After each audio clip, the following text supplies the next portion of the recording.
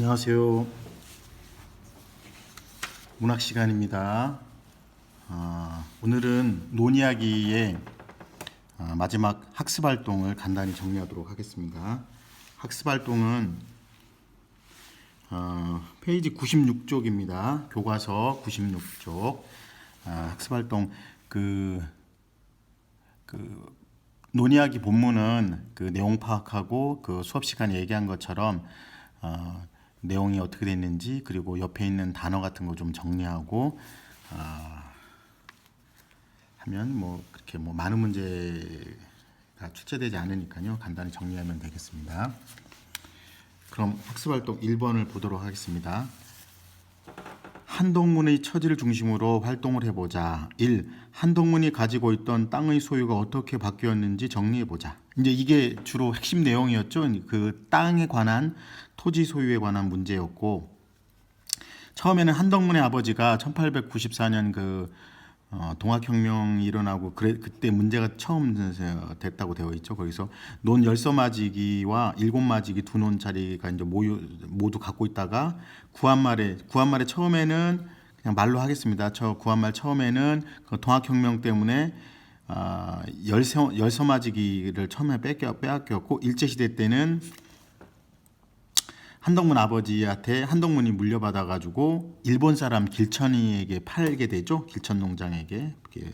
하나는 7마지기 논과 그리고 그 삼판 땅을 팔게 됩니다. 그래서 구한말, 일제감정기, 광복직후. 지금 저 교과서 현실은 광복직후로 나오는데, 그게 이제 교과서 본문에 보면 광복직후를 한국이라고도 표현하고 있고요. 내가 선생님이 수업 시간에는 대한민국이라고도 했는데, 뭐 한국, 광복 직후, 뭐 하여튼 그 소설 속의 현실은 광복 직후로 알면 되겠습니다.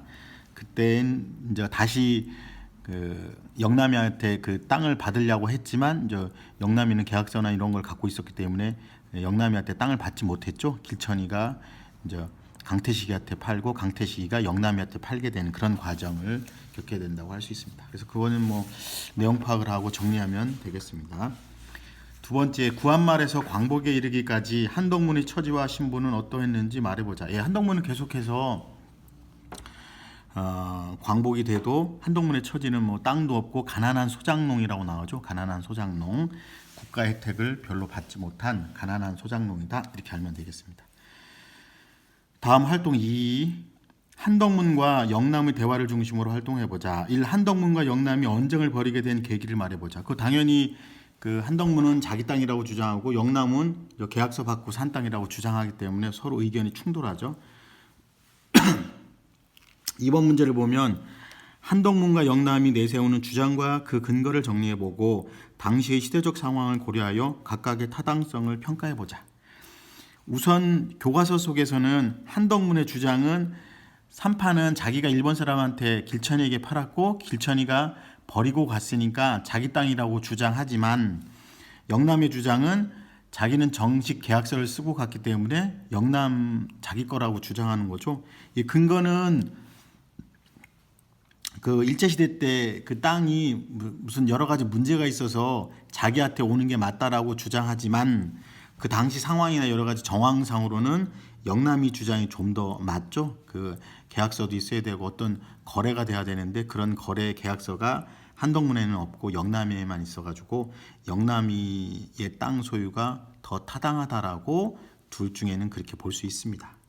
평가는 이게 애매합니다. 이런 참고서나 이런 데 보면 다양하게 해석하고 그 토지 정책이나 토지 문제에 관해서 이렇게 여러 가지 얘기를 하는데, 우선 교과서에 그 글씨 있는 대로, 본문이 있는 대로 보면은 한동문과 영남이 그 땅 소유권 문제로 서로 다툼을 하지만 영남이의 소유가 더 타당하고, 교과서에서도 그렇게 돼 있으니까 그렇게 알아두면 되겠습니다. 계약서도 있고 정식 절차를 밟았기 때문에 영남이의 땅 소유가 더 타당하다라고 할 수 있습니다.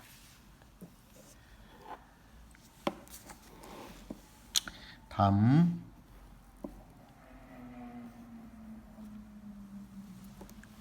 3번. 다음 글을 읽고 활동을 해보자. 이것도 그 땅 소유권하고 비슷한 연장선상에 있습니다. 한동문은 구한말 이전의 사회체제나 식민 지배하의 사회체제나 농민에게는 하나도 득될 것이 없다는 인식을 가지고 있다. 이 인식이 비록 피해를 본 입장에서 가지게 된 생각이라 할지라도 그 공경을 치른 농민 개개인에게는 절실한 것이었으면 틀림없다. 그러나 광복이 된 조국에서는 그 역사적이고 현실적인 농민 문제를 근본적으로 해결하는 시도는 이루어지지 않았다. 일본인과 가까운 관계를 유지하던 사람들이나 기회를 포착하는 데 능숙한 사람들이 일본인 소유의 토지와 재산을 모두 자기의 것으로 만들어버려도 사회적으로 아무런 통제가 가해지지 않는 풍토에서 농민 문제의 근본적 해결은 기대할 수 없는 것이었다. 그래서 교과서 속에 나오는 그 내용은 우리 대한민국, 한국의 상황이었고, 제가 선생님이 수업 시간에 얘기했었죠. 그 북한의 상황은 조금 다르다고요. 그 무상몰수, 무상분배 이런 차원이었기 때문에.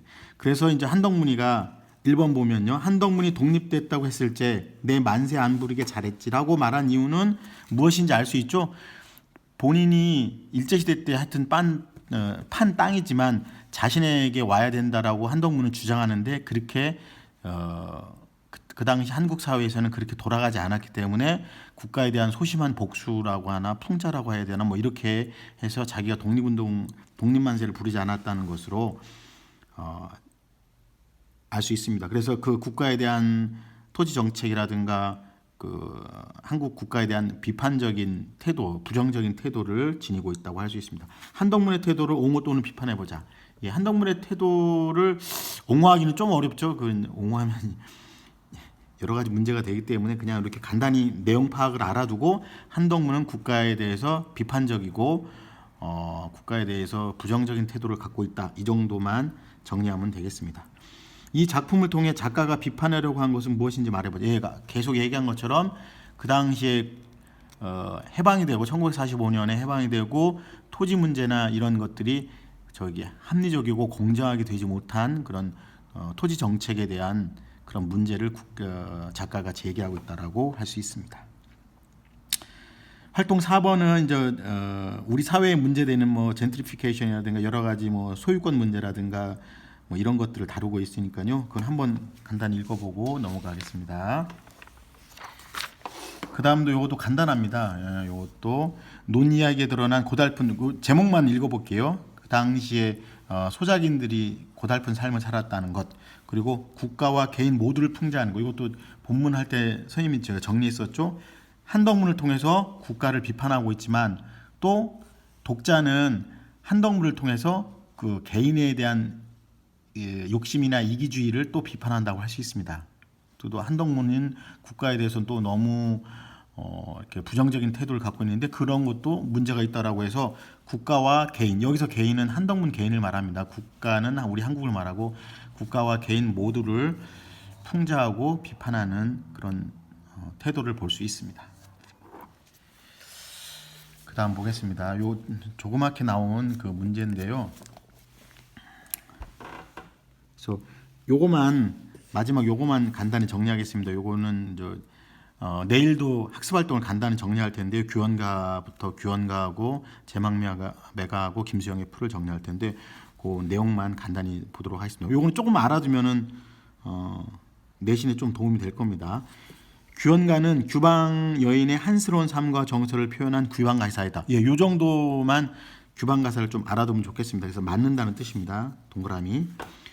두 번째, 규현가의 화자는 자연물에 의탁하여 정서를 드러내고 있다. 예, 주로 나오죠. 자연물 그게 귀뚜라미, 실솔 귀뚜라미라든가 눈이라든가 잎이라든가 여러 가지 그런 것들을 통해서 자연물에 의탁하여 정서를 드러낸다. 맞는 설명입니다. 그다음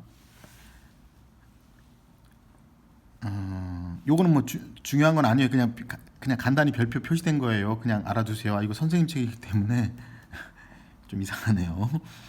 그냥 표시해 놓은 거예요. 하여튼 그냥 같이 알아두세요. 표시도 이게 더 중요하다는 뜻입니다. 가로 안에 들어갈 알맞은 말을 골라보자.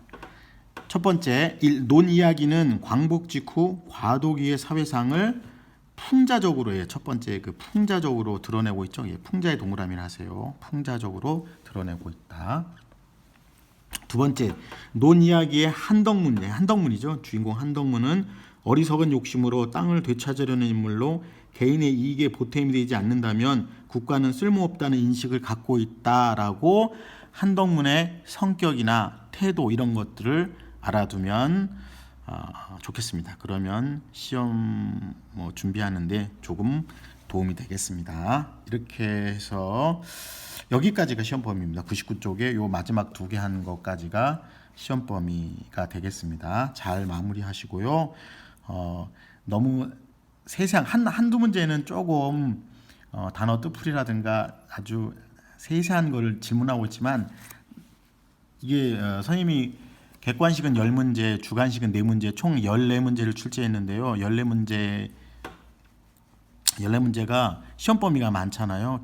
규원가부터 김수영의 풀, 제망매가 논이야기까지 시험 범위가 많기 때문에 실제 각 단원별로 한 두세 문제밖에 출제되지 않습니다. 그러니까 단원별로 너무 작은 거에 너무 집착하지 말고 세세한 거에 집착하지 말고 큰 이야기, 전체적인 흐름, 논이야기나 이런 소설 같은 경우는 어떤 성격이나 태도 이런 것들을 정리하면 도움이 많이 될 거라고 생각합니다. 논이야기까지가 99쪽까지가 시험 범위고요. 시험 범위는 공지사항을 한번 봐주시기 바랍니다. 오늘 영상은 여기서 마치겠습니다. 수고하셨습니다.